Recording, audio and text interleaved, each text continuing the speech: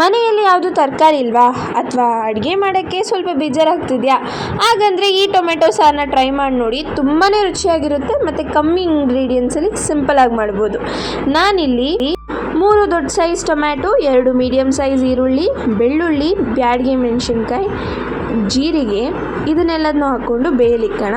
ಇದು ಬೆಂದಾದಮೇಲೆ ಒಂದು ಮಿಕ್ಸಿ ಜಾರಿಗೆ ತೆಂಗಿನಕಾಯಿ, ಸಾಂಬಾರು ಪುಡಿ 2 ಟೇಬಲ್ ಸ್ಪೂನ್ ಮತ್ತು ಬೇಯಿಸಿಕ್ಕಿರುವ ಟೊಮ್ಯಾಟೊನೂ ಹಾಕ್ಕೊಂಡು ಸ್ವಲ್ಪ ಹುಣಸೆಹಣ್ಣನ್ನು ಹಾಕ್ಕೊಂಡು ಚೆನ್ನಾಗಿ ರುಬ್ಕೊಳ್ಳೋಣ. ಇವಾಗ ನಾನಿಲ್ಲೊಂದು ಪಾತ್ರೆಯಲ್ಲಿ ಅಡುಗೆ ಎಣ್ಣೆ, ಸಾಸಿವೆ ಚಟಪಟ ಅಂತ ಹೊಡೆದ್ಮೇಲೆ ಬೆಳ್ಳುಳ್ಳಿ ಮತ್ತು ಬ್ಯಾಡಗಿ ಮೆಣಸಿನ್ಕಾಯಿ, ಸ್ವಲ್ಪ ಇಂಗನ್ನು ಹಾಕ್ಕೊಂಡು ರುಬ್ಬಿಟ್ಕೊಂಡಿರುವ ಮಿಶ್ರಣನ ಹಾಕ್ಕೊಳ್ಳೋಣ. ಸಿಮ್ಮಲ್ಲಿ ಇಟ್ಕೊಂಡು ಮಿಶ್ರಣನ ಹಾಕ್ಕೊಳ್ಳಿ. ಮತ್ತು ನಾನಿಲ್ಲಿ ನೀರನ್ನು ಹಾಕ್ಕೊಂಡು ಎಷ್ಟು ಬೇಕಷ್ಟು ರುಚಿಗೆ ತಕ್ಕಷ್ಟು ಉಪ್ಪನ್ನು ಹಾಕ್ಕೊಂಡಿದ್ದೀನಿ. ಕೊತ್ತಂಬರಿ ಸೊಪ್ಪು ಮತ್ತು ಕರಿಬೇವಿನ ಸೊಪ್ಪನ್ನು ಹಾಕಿ ಒಂದು ಸತಿ ಕುದಿಯಲು ಬಿಡೋಣ. ಅಷ್ಟೇ, ಟೊಮೆಟೊ ಸಾರು ರೆಡಿ. ತುಂಬಾ ಸಿಂಪಲ್ ಮತ್ತು ಈಸಿಯಾಗಿರೋ ಇಂಗ್ರೀಡಿಯೆಂಟ್ಸ್. ಏನಾದರೂ ಟಕ್ ಅಂತ ಮಾಡಬೇಕಂದ್ರೆ ಇದನ್ನು ಮಾಡ್ಬೋದು. ಅನ್ನದ ಜೊತೆ, ಇಡ್ಲಿ ಜೊತೆ ಎಲ್ಲ ತುಂಬಾ ಚೆನ್ನಾಗಿರುತ್ತೆ.